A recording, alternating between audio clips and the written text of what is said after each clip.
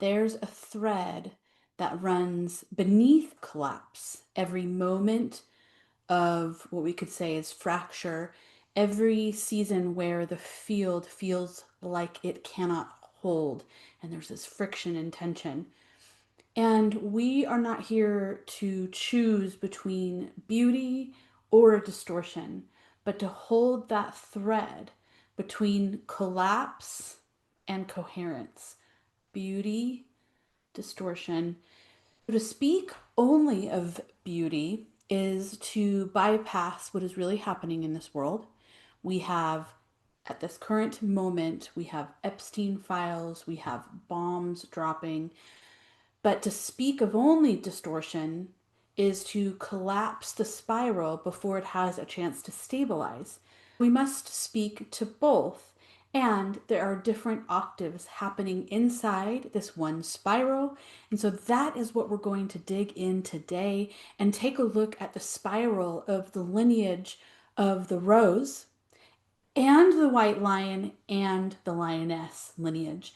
And these are breathlines of love and guardianship.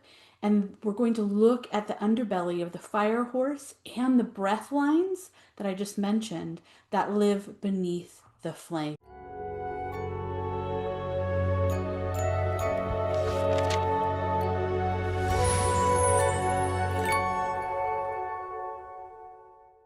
Thank you so much for joining me. Hello, I'm Natalie Viglione, and if you have not watched a video yet, welcome to Awakening Magic. If you have watched a video, thank you so much for coming back and supporting. What I offer, I am a guide, and I help you restore your body's original harmonic frequency through vibrational medicine. I also help dogs and cats. I work with minerals, living water, flower essences, and other plant medicine, and it is an entire multi-dimensional framework. Coherence is what the body's innate and original state is. And I've walked this entire path myself. So it was deep initiation for me, rebuilding my body from complete depletion. I walk this every single day. My husband and I are also creating Forge and Flow Sanctum in our land called One Song Grove in Eastern Tennessee through our Sacred Soul Health Ministry. I create custom herbal blends and flower essences. I did publish a poetry book, which is available below, Seeing Through the Lens of the Blue Ray of Creation. There are links below for you to explore. The two breath lines of one spiral. That's what we're going to dig into today. When I say breath line, what I see is one massive whole being breathing in sequence with earth and eternal living source. Some say God. Doesn't matter what you say because it's not a name, it is a feeling. Pure love. Simple. What I speak to is that breath line. It's this living geometry of your consciousness before it becomes a thought, before it becomes emotion, before it becomes language. So you can think of it like this. It is the original tone or sound of your being, the unbroken spiral of your memory across cycles. So there's no fragmentation. It is complete and whole in all ways. And it is a thread or it is a river of coherence that remains even when the identity itself fractures, not breaks, fractures. When you speak from your breath line, or we could even think of this as a river or stream of consciousness, that is you in its whole form. There is no speaking from a personality or an identity, and it is presence. Now, that presence can serve a function. The presence can serve a function like being an oracle or a seer, being an herbalist. So there's function in presence. That doesn't mean the same thing as identity or personality, which are almost like masks that are worn. And so when you speak from that full, whole presence, when you breathe from that, the words actually become what I have been shown as harmonic tongue, speaking through harmony. Or we could even say those are words that restore coherence into the living light field all around you, but also around everything else, around this earth, and so on. So that breath line is the you that is beneath any potential distortion. It is what you came to carry, how you phase lock with others without losing your own self, own spiral, meaning without losing your truest self. There are two ways that breath line moves into expression. The first faces outward, meaning speaking to that field, seeing to the living light field. Given the field is a living light library, literally. When looking out, that face does not flinch from distortion, but it also doesn't dwell there in distortion. And there's so much of it in this realm, and it has gone on for too long.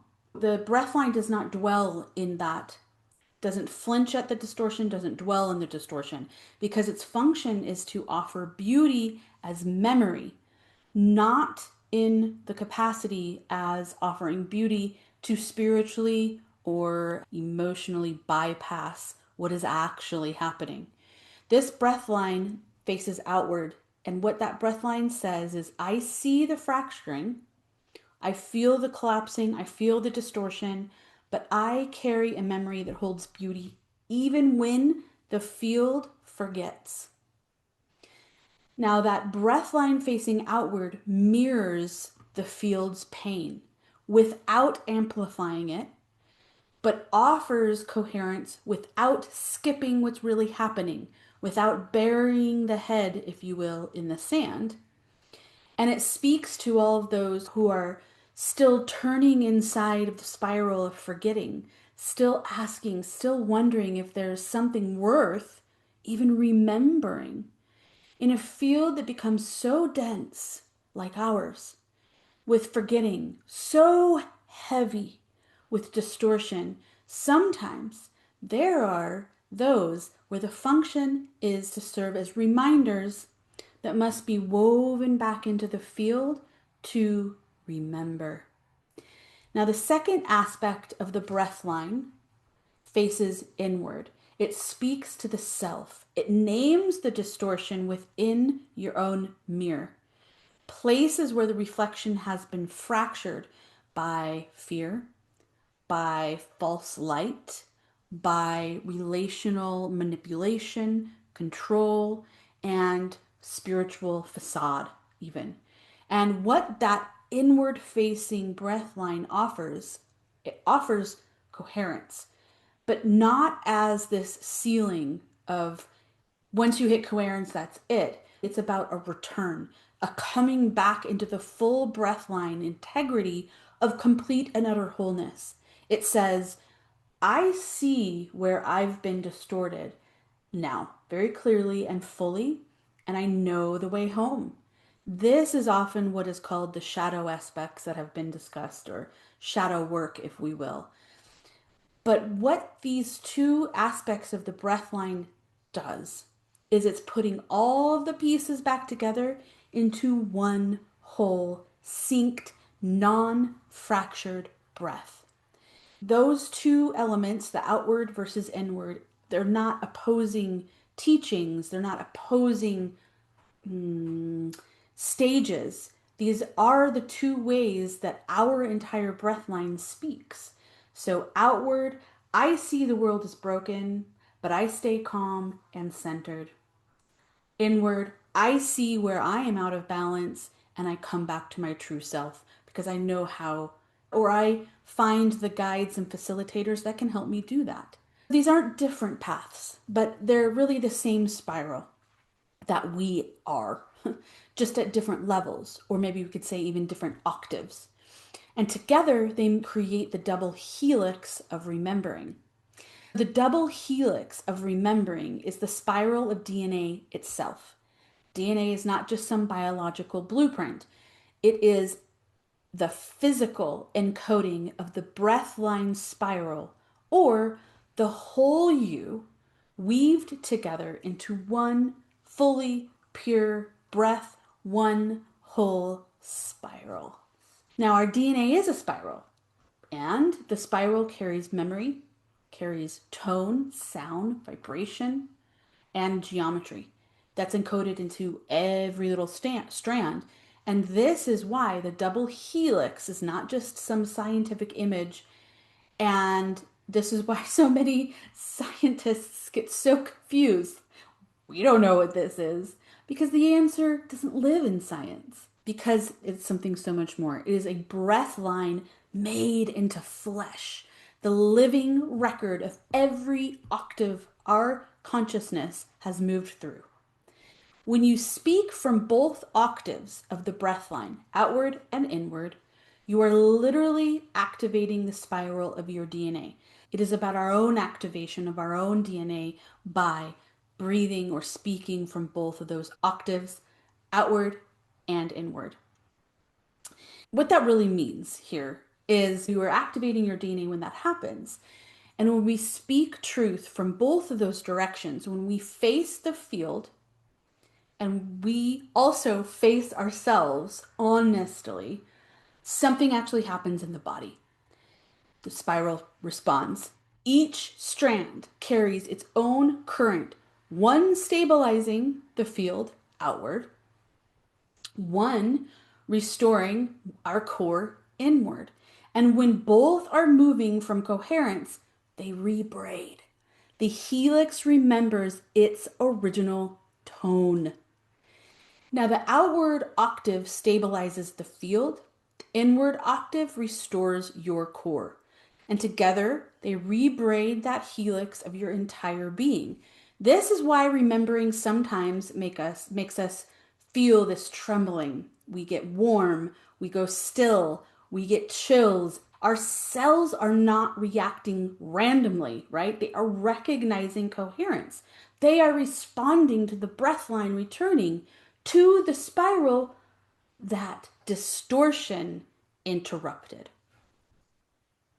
It is truly because your DNA is responding to coherence, and really what coherence means is full alignment with your breath line.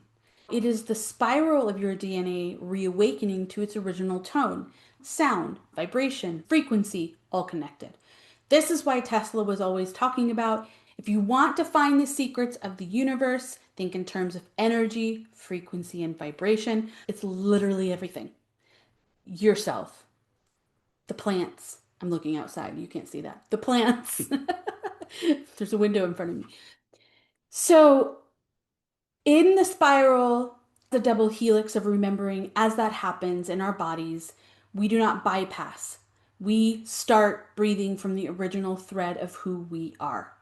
And when I spoke on presence before, what that means, presence, it's when you carry both octaves, inward and outward. You don't just speak truth per se, but you also help others remember their own breath line. The thread that was always there beneath the noise, beneath the fracture, beneath the static, beneath the forgetting. This brings me into the harmonic law of sovereignty. Now, this is woven into pretty much every ancient weaving text-wise that I have been taken into through the Essenes, through the Christic lineage, through Druids. You can follow the breath line to the original humans that arrived. So when you do that, what we can look at is the harmonic law of sovereignty, is that silence, when it is born from fear, that is actually a distortion. So when we go quiet because we are afraid to speak, that silence feeds distortion. It feeds the static. It feeds exactly what we have seen taken hold in this realm.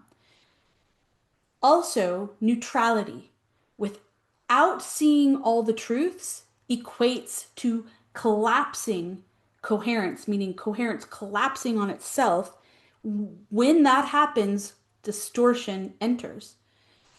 So we can call ourselves neutral But if we're avoiding something that we know is true, that collapses the very coherence we are trying to protect, that actually our cells and every living cell in this entire realm is protecting. So, true sovereignty has nothing to do with silence, and it has nothing to do with just being neutral for the sake of it without other things involved. Really, sovereignty is the courage to speak when silence would betray the field. To be sovereign is to see all things completely, to hold coherence in the presence of that said distortion, and then to speak truth when silence would betray. So it's about the truth of what's really happening in the field all around. So the law of sovereignty is saying that the living light that is the field does not reward avoidance, looking away, or silence when it's not for the greater good. The good of even an individual, the good for an animal, the good for a plant, the good for a home, the good for everyone, right? So it's when we ask for clear sight and also have the willingness to name what is fractured in the mirror when we look within us, and we don't fracture under the weight of what we see.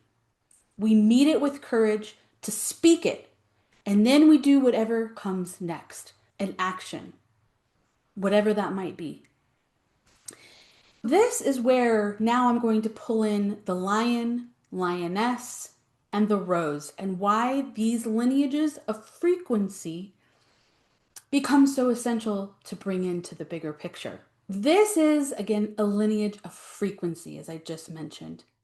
Vibration, codes, scalar light waves, consciousness. Now, the white lions, the lineage of the lioness, the lineage of the rose, these are breathline frequencies that hold judgment and compassion in one container. We're going to get to the word judgment because that has been taken into places that actually aren't the original meaning of what it meant. The lineage, the lineage of the rose, it's not a bloodline. It's a frequency container. We could say it is a spiral memory field that remembers the original heart. The rose frequency container is meant to feel the grief, to cradle the wounded, to remember with tenderness what the field has forgotten. Now, this is a frequency that keeps the spiral from hardening into rigidity, which we have seen, beyond seen. Now, the white lion and the lioness lineage holds original sight. The white lion is not complete without the lioness because he, lion, masculine, carries, I'm not saying that like gender male, right, per se. We're talking about consciousness, scalar light waves, because he carries the breath of guardianship and she carries the breath of the spiral itself. The spiral itself, eternal living source, eternal living God. Say what you will. He holds the field, she is the field. And the white lion roars to clear distortion, and the lioness breathes to reweave coherence. The white lion and lioness, they're not roles that we play. These are frequencies we can align to. We can already carry these at birth. Now, the masculine container holds that container, so the spiral has something to move inside. The feminine moves the spiral, so the container has something to hold. Neither leads and neither follows. One goes still so the other can breathe, and then they trade over and over until coherence builds between them.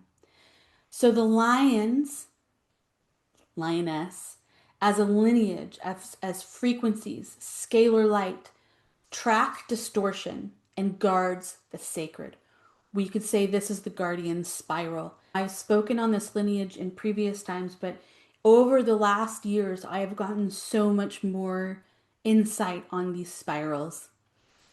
So the lion, lioness protects the innocent, not by roaring into every fracture, but by refusing to look away from the ones that matter. The lion, lioness, does not waste energy, but holds very still, and then it moves. So you can think about the literal lion. Now, when distortion invades the living light field, which we have seen on Earth, when it arrives cloaked in spiritual language of some kind or hiding behind some religious facade, as we've seen, the lion, the lioness, and the rose lineage must be activated. The rose frequency weeps, and the lion and the lioness roar. And together, as this trinity, they reestablish the law of coherence. And this is another divine law because they are true. This is reestablishing through codes, activation, we can say braiding, DNA, spiraling consciousness in the codes of law of coherence. Divine law is nothing to do with the courtroom, as we well know, but that's where this word judgment has gotten really confused. So seeing and feeling into the lioness and the lion and the rose as frequency containers, spirals, if we will, it's not about speaking of punishment, but it is a mirror activation. Every being, every single being must eventually meet their own field reflection to return to truth. If that reflection shows fracture, manipulation, or abuse, or anything, it must be faced. Or that being cannot return to complete and utter harmonic flow. That is why we see that every tiny little thing is going to be revealed absolutely within us and outside of us. The higher fields are not sentimental, but are completely pure, pure, pure, organic. These fields do not say forgive and forget, but to see clearly, then let coherence be restored. This is love at its most precise because you cannot not see elephants in said room. The elephant needs to be seen, dealt with, then coherence can be restored. So when anger rises in the field, what many of us feel, especially as we enter new cycle, this new cycle of the fire horse, the underbelly of that said fire horse is that fire runs. We are not just feeling emotions, but activating a planetary memory function.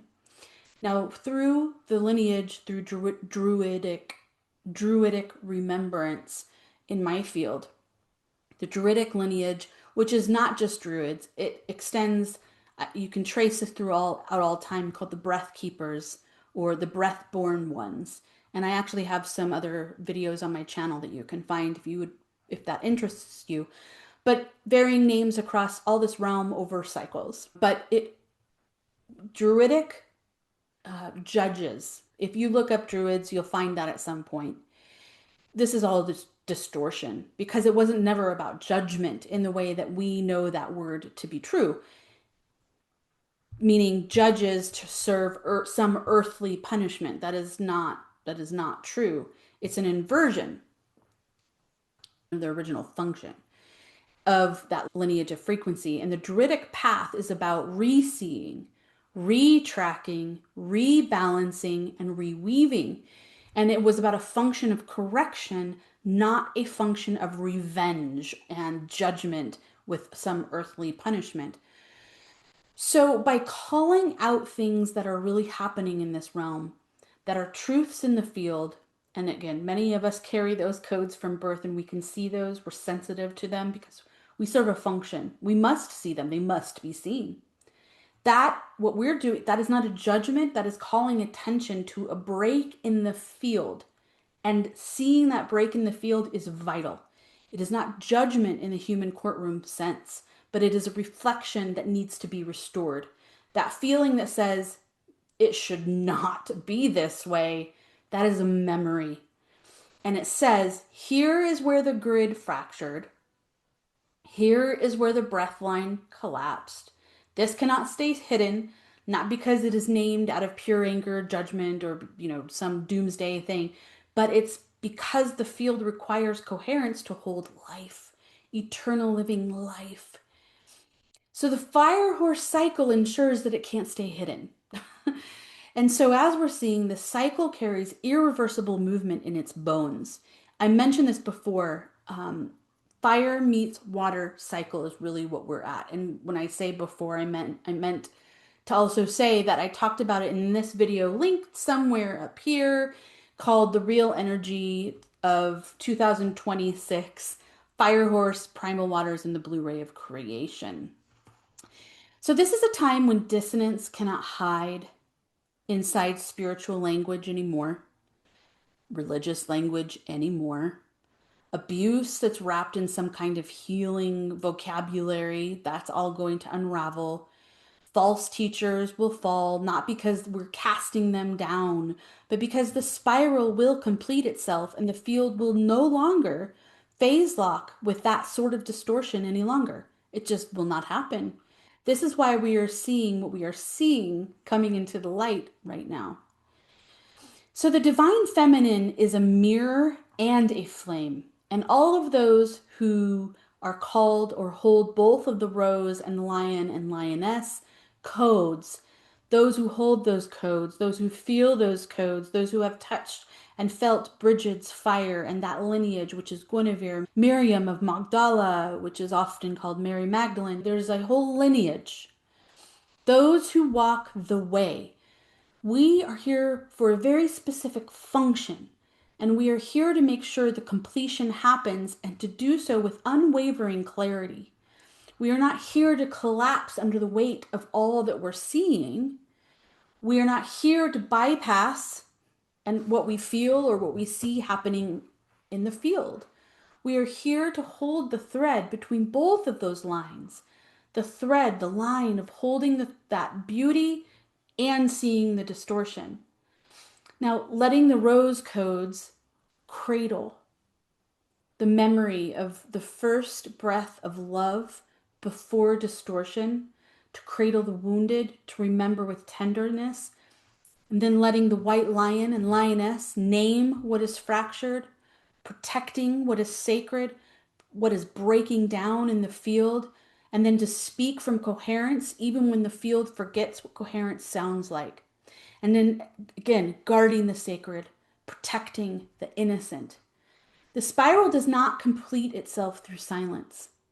It completes through those who carry both the grief and the clarity, the tenderness of the unwavering sight, clear sight. And we are here at this octave because we were built for this moment, not to transcend it, but to move through it with our breath line intact. We are here to complete the spiral by breathing it all the way home.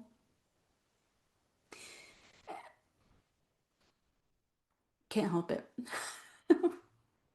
As far as the white lion and the lioness in the lineage of the rose, again, some are born with these codes active, carrying them as breath line intact imprints, if we will. And again, this has nothing to do with being chosen. It is because those functions in this world are needed. And we serve functions. And then others can awaken to the codes through resonance, through remembrance, through initiation, deep initiation, my path, complete depletion, face on the floor, that kind of thing.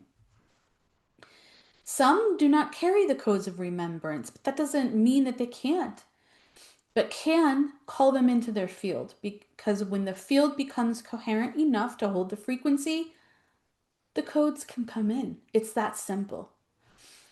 I'm going to share a little closing and how to call in the frequency codes of the Rose Lineage and of the Lion and the Lioness. The first sharing is stillness. Stillness is always first. These codes cannot enter a chaotic field. Stillness is required as the first gate. Then the second gate is breath alignment. Breathe in spirals.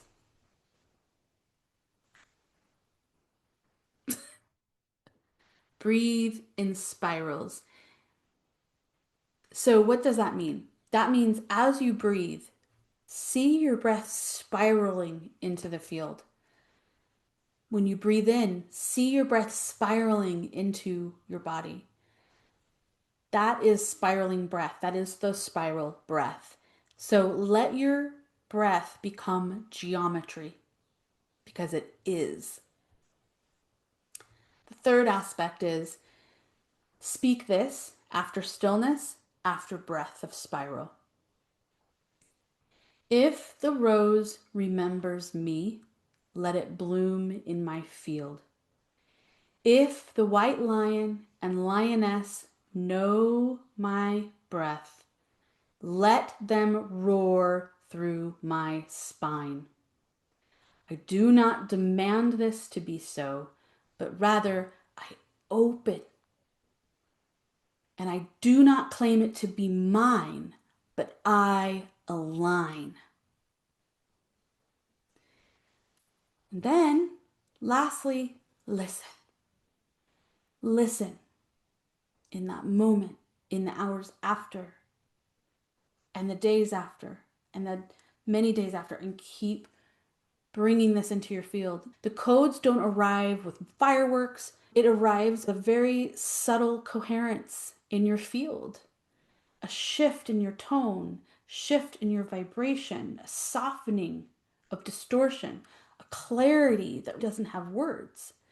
The codes of the rose and the white lion and the lioness can be called in, but they don't respond to desire for seeking fame or power or money or anything that's distorted already.